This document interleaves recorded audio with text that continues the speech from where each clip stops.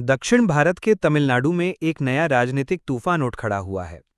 लोकप्रिय अभिनेता और युवाओं के आदर्श थलपति विजय अब सिनेमा के पर्दे से निकलकर सीधे राजनीतिक मंच पर हलचल मचा रहे हैं।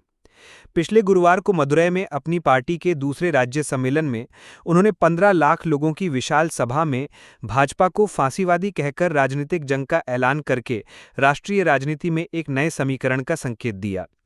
विजय ने सभा को संबोधित करते हुए कहा, लोकतंत्र को कमजोर करके और समाज में विभाजन फैलाकर भाजपा आज भारत की सबसे बड़ी वैचारिक दुश्मन बन गई है। उन्होंने यह भी कहा कि भाजपा के खिलाफ उनकी लड़ाई शुरू हो गई है और यह केवल तमिलनाडु तक सीमित नहीं रहेगी।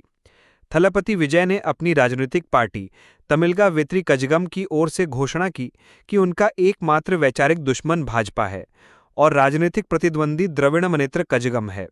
उन्होंने दावा किया कि टीवी के किसी भी भूमिगत माफिया कारोबार से नहीं डरता, पूरे तमिलनाडु की ताकत उनके पास है।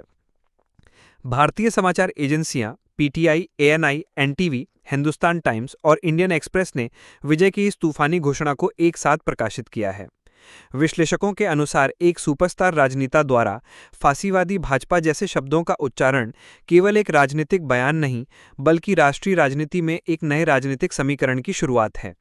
विजय की पार्टी टीवी के पिछले साल 2 फरवरी को अपनी स्थापना के बाद से ही तमिल राजनीति में हलचल मचा रही है। पार्टी का निर्माण इन 4 सिद्धांतों समानता, स्वतंत्र विचार, धर्मनिरपेक्षता और सामाजिक न्याय के आधार पर हुआ है, जो भाजपा की विचारधारा के बिल्कुल विपरीत है।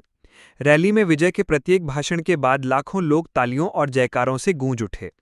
मदुरै के मंच से उन्होंने घोषणा की, हम मूक दर्शक नहीं हैं, भाजपा के फाशीवाद को रोकना होगा।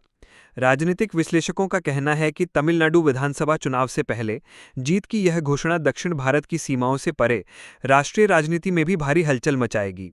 उनका मानना है कि एक लोकप्रिय सितारे का कड़ा रुख एक नई राजनीतिक वास्तविकता का निर्माण कर सकता है।